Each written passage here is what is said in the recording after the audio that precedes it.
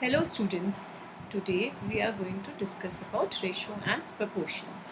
So since these two terms are used side by side usually, we are going to just take the literal meaning of these terms. So ratio means comparison of two quantities. So when we are comparing two quantities, that is called ratio. Compare two quantities, any two quantities you compare, that is the ratio, and the equality of these ratios is proportion. Okay, so if you are already having a ratio with you and you equate that, it is called ratio. Equality of two ratios is called proportion. We will deal with proportions in the second part of our video. This video is concerning ratios only. Now, what are ratios? First of all, let us take one example, that in a class, suppose there are 15 girls and 30 boys. Okay, so 15 girls and 30 boys. So we can say that the number of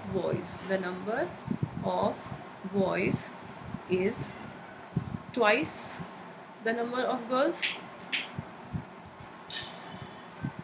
The number of girls. Okay, or the ratio of boys to girls. This same information we can write as ratio of boys to girls is 2:1, because boys is twice. If you write it as 1:2, it will be wrong. So it is very important for you to keep in mind that A ratio B is not the same thing as B ratio A. Now this 1:2, this will denote the ratio of girls to boys. Fine. So these are two different things. So ratios are, now you have seen, ratios are used for comparison. Okay, comparison of like quantities. Okay, so what comparison of like quantities? Now this word is very important because we cannot compare two things which are entirely different. Like you cannot compare 20 liters of milk and 50 kg of potatoes. There is no comparison at all, and we cannot find the ratio of these two things. So the ratio is comparison of like quantities. Also ratios are used to divide. Okay, divide things, like suppose if I am having 100 rupees and I want to divide it in the ratio 3:2. Okay, so you can divide. So I will get both rupees only. Whatever I will get, that will be, the amount will be in rupees only. Okay, so if I am dividing rupees 100, then whatever the difference. So either way you look at it, it is very important that to keep in mind that ratio is between like quantities only. Now when we are talking about other ratios, A ratio B, I have told you the order is very important. So the first term, this is called the antecedent. Okay, antecedent. And the second term is called the consequent. So you should know, suppose if I am asking you what is the antecedent. Suppose I am giving you a ratio 3:7. So what is the antecedent? 3, and what is the consequent? 7. Now usually the practice is to write the ratios in the simplest form. Okay, so ratios in simplest form, or it can also be called the reduced form. Sometimes it can be called the reduced form. So ratio in the simplest form means that if I am having a ratio A:B and the HCF of A and B is 1. Okay, if the HCF is 1, then this ratio is said to be in the simplest form. This is the definition. But now let us take an example. Suppose I am having a ratio 30 ratio 20. Okay, I can write it in the fractional form as 30 upon 20. And if you can you know how to simplify a fraction, what you do, you divide by the HCF. Okay, so the HCF of 30 and 20 is what, 10. So you will divide the numerator and denominator by 10 and you will get 3 upon 2 or 3 ratio 2. Okay, so see, 3, the HCF of 3 and 2 is 1.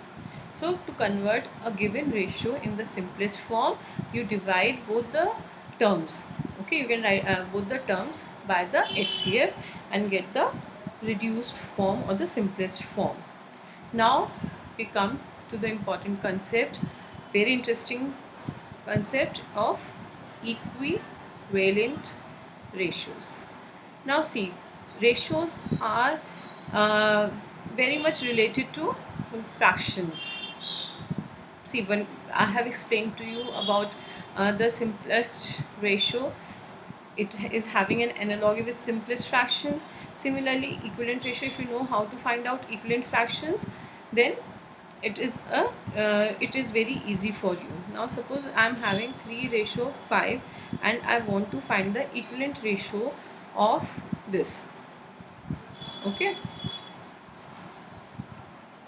so the equivalent ratio is you can write it in the fractional form if you want, or directly you can do. So to make things easy, you write it like this. And if I want to find out the equivalent fraction, what I do, I multiply the numerator and denominator by the same term. So we will get 6 upon 10. So one equivalent ratio is 6 upon 10. If I am asked to name a second one also, then again I am going to write my ratio in fractional form. Right now 3 into 3 upon 5 into 3, and so this will be 9 upon 15 and so on. Fine. So you can find as many as equivalent ratios you want of your ratio. Here now continued ratios is there. So if suppose there are 3 quantities, now you have to think about suppose this ratio we will discuss if there are 3 numbers in the ratio. Okay, if the 3 quantities here also, these 3 quantities should be of same kind. These 3 quantities are of same type.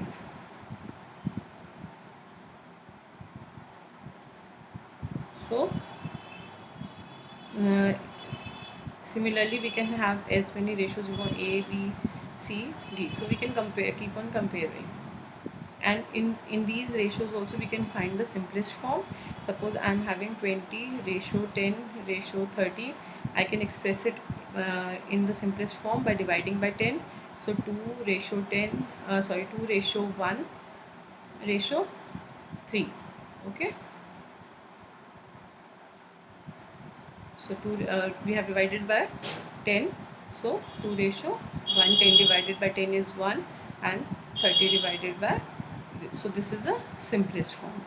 Similarly, if I want to find the equivalent ratio of this ratio, so what we are going to do, equivalent ratio of, suppose 2 is to 1 is to 3 I have to find out.